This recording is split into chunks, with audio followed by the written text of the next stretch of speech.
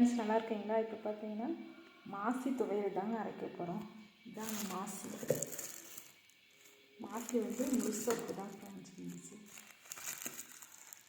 மாசி வந்து நம்ம குழம்புக்கு போட்டுக்கலாம், துவையல் அரைச்சிக்கலாம். அதனால் டேஸ்ட்டாக இருக்கும். குழம்புக்கு போட்டால் நல்லா வாசமாகவும் இருக்கும். இப்போ மாசி துவையலுக்கு தேவையான பொருட்கள் என்னென்னு பார்ப்போம். மாசியை வந்து நான் சின்ன சின்னதாக தூளாக நினச்சி தண்ணியில் போட்டு வச்சுருக்கேன், வாஷ் பண்ணிவிட்டு அரைக்கலான்ட்டு.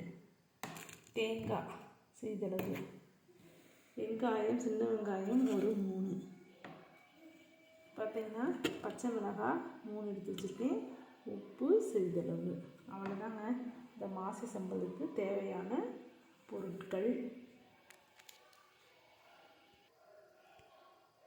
நம்ம க்ளீன் பண்ணி வச்சுருக்க மாசி எடுத்து மிக்ஸி ஜாரில் போட்டுக்கலாம்.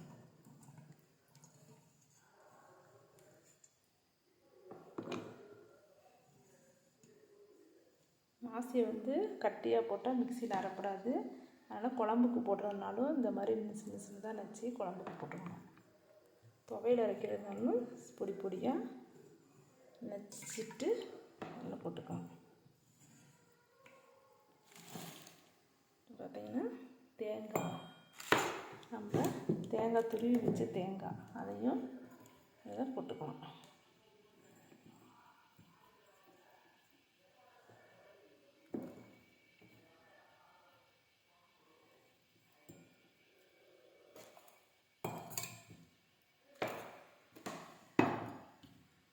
பச்சை மிளகாய் ஒரு 3 நம்ம எடுத்து வச்சுருக்க பொருளாம் போட்டுருவோம்.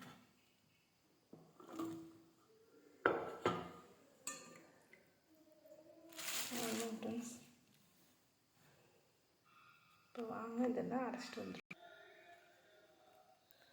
இப்போ மாசி சம்பல் நம்ம அரைச்சிட்டு வந்தாச்சு, தயாராகிடுச்சு. இது குழம்புக்கும் வாசமாக இருக்கும். நீங்கள் இப்படி அரைச்சி கொடுத்தீங்கன்னா சாப்பிடாத பிள்ளைங்க கூட இதை சாதத்தில் வச்சு விரும்பி சாப்பிடுவாங்க. நீங்கள் சப்பாத்திக்கும் இதை தொட்டுக்கலாம், சாப்பாட்டுக்கும் போட்டுக்கலாம். பாருங்க ஃப்ரெண்ட்ஸ்,